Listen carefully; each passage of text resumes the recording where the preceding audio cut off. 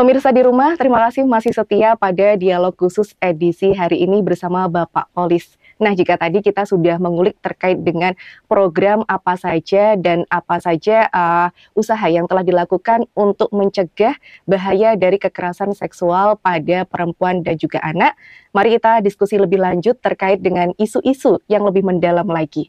Pak, jika tadi kan kita sudah berbicara tentang program-program dan juga usaha-usaha yang telah dilakukan. Terus lantas Pak, jika ada sebuah isu atau problem terkait dengan korban, bagaimana Pak untuk memberikan sebuah penanganan terhadap korban? Biasanya korban malu Pak untuk speak up atau bagaimana, itu recovery-nya seperti apa yang diberikan Pak? Ya.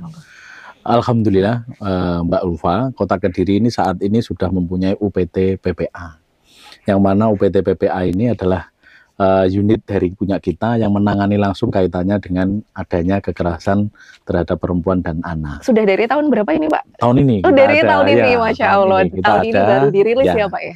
Cuman dari tahun-tahun yang kemarin kita juga sudah menyediakan Satgas kita, yaitu Satgas PPA yang ada di masing-masing kelurahan. Dan penanganannya ketika ada masalah seperti ini, Satgas kita turun. Kemudian Satgas kita akan memberikan istilahnya pendampingan kepada korban. Kemudian korban ini akan kita ajak untuk konsultasi.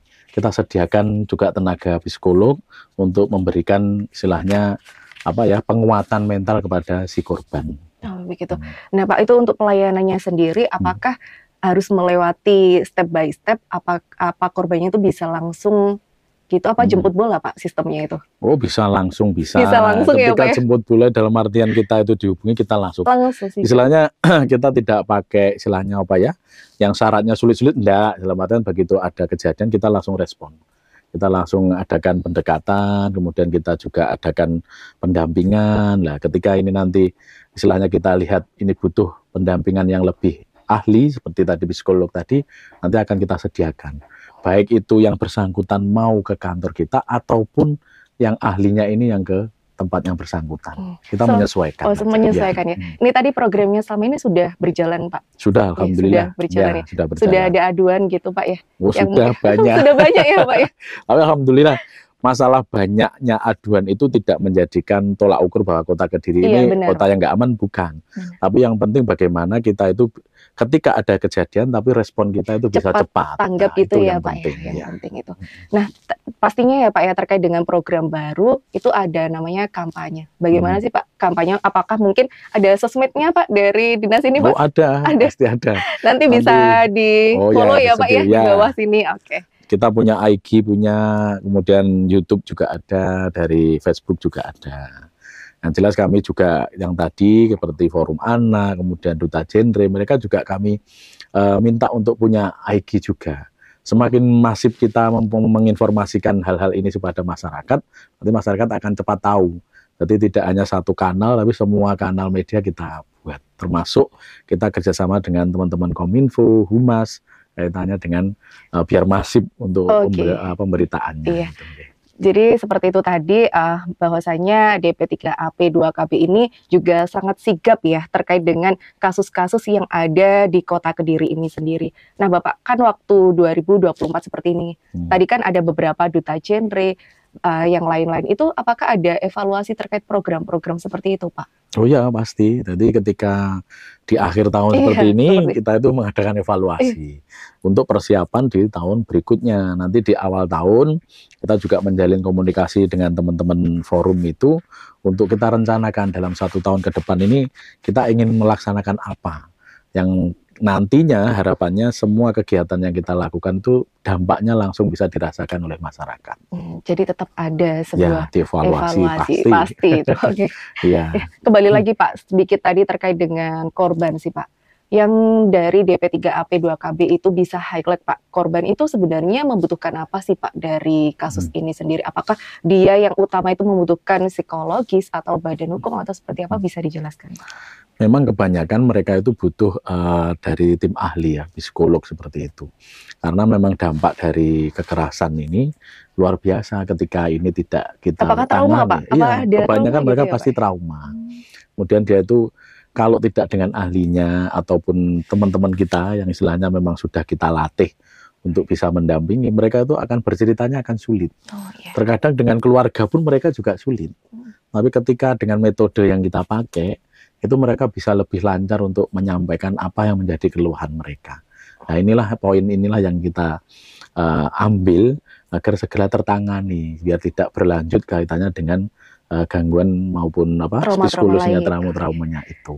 Pastinya monitoring yang diberikan dinas ini tadi, Pak, itu apakah berskala lanjut, Pak? Ataukah cuma sekali, 2 kali, atau bagaimana itu, Pak? Itu berlanjutan kita. Jadi kita sampai yang bersangkutan ini istilahnya sampai benar-benar stabil, pulih ya, gitu ya, Pak ya? benar-benar pulih. Dan ketika pulih pun, ketika kita ada Mbak, ada kayak apa ya namanya, tidak terjadwal sih, tapi ini kita lakukan yang namanya penjangkauan. Penjangkauan ini biasanya kita lakukan ketika istilahnya ritme kantor kita bisa kita atur, kita nanti ada penjangkauan ke mungkin dulu mantan-mantan yang pernah kita tangani, itu kita kunjungi lagi. Oh, dari beberapa tahun kemudian seperti itu kita kunjungi, Pak, ya? seperti apa perkembangan mereka. Terkadang itu yang paling kita istilahnya senang itu ketika yang bersangkutan itu mau bergabung dengan kami untuk menjadi istilahnya duta juga. Nah, dia kan yang merasakan, dia pernah itu ditangani kita, akhirnya dia bisa bercerita seperti apa sebenarnya ketika kita mendapatkan kekerasan harus apa yang kita lakukan. Mereka yang akhirnya bisa bercerita secara langsung. Oke. Jadi selama DP3AP2KB ini menangani isu-isu, Pak, apakah ada cerita unik, Pak, dari kasus itu sampai dia benar-benar pulih dan menjadi orang hebat gitu, Pak? Ada mungkin? Pastilah, kalau cerita uniknya kadang-kadang ya kayak gini, karena saking eratnya hubungan. Kadang-kadang mereka tuh ada yang mau milih pulang aja ke rumahnya yang teman kita yang menjangkau itu. Oh, gitu, saya ikut bapak ini aja gitu. Itu yang unik-unik seperti itu. Jadi mereka tuh merasa nyaman, akhirnya mereka itu mending saya ikut bapak aja di rumah. Soalnya nggak terintimidasi ya, Pak ya? Iya, dia merasa punya teman baru, punya istilahnya kawan yang bisa diajak curhat. Jadi seperti itu. Yang unik ya, mereka maunya udah ikut aja saya. Gitu. Mau ikut pulang ya, Pak ya? Oke. Jadi korban itu benar-benar kayak ada yang pengen sendiri, menyendiri seperti itu ada, Pak? Ada, pasti ada. Ya, Pak, ya? Itu membutuhkan pelayanan khusus seperti itu, Ya, Pak? pasti itu nanti dari tenaga ahli psikolog kita itu ada caranya untuk memang agak lama, orang-orang yang tertutup seperti ini agak lama. Tapi pasti bisa, tetap bisa. Karena ada metodenya, Mbak. Sekali lagi ada metodenya bagaimana mereka ini bisa didekati. Memang kebanyakan yang kena kekerasan itu pasti orang-orangnya itu yang tertutup gitu. Oh, gitu ya, Pak ya? Iya, karena dia tuh jarang komunikasi, akhirnya ketika istilahnya ada mendekati, dia gampang terpengaruh. Karena kan dia jarang punya teman, jarang ada yang diajak komunikasi. Ini yang menjadikan dia itu seolah-olah ketika ketemu seseorang yang bahasanya PHP yang dia itu kayak udahlah kayaknya ini ya cocok, tapi ternyata kurang baik kan seperti itu. Oke. Jadi pemirsa di rumah, dari DP3AP2KB ini sendiri sudah memiliki penanganan khusus kalau misalnya pemirsa di rumah mengalami Pak, kendala-kendala bisa langsung ke dinas dinas kita. Karena di sini sudah lengkap untuk penanganannya sendiri ya, siap, Pak ya. Insya Allah sudah siap ya, Pak ya. Siap ya. Yang event-event baru-baru ini dilaksanakan oleh di DP2KB itu apa, Pak? Event yang kaitannya dengan penanggulangan itu. Kita kemarin sudah melaksanakan parenting, sosialisasi parenting bersama dengan ibu-ibu penggerak PKK. Yang daerah mana itu, Pak? Oh, di sini di kota aja, di kota aja. Sini. Ya, kita mendatangkan narasumber-narasumber dari tingkat provinsi. Itu kita memberikan istilahnya wawasan baru kepada ibu-ibu di PKK ataupun organisasi wanita yang lainnya, yang mana ini nanti mungkin berguna ketika ibu-ibu kita ini nanti di wilayah, kan di buku kan kadang ada arisan, ada kegiatan itu mereka bisa masuk, kemudian memberikan informasi, kemudian bagaimana kita ini sebagai orang tua harus tanggap juga kaitan dengan situasi. Oke. Tetap kuncinya tanggap dan cepat ya, Siap, Pak ya. Oke. Pemirsa di rumah, nantinya pasti kita akan membahas lagi terkait dengan tema yang menarik kita ulas pada hari ini.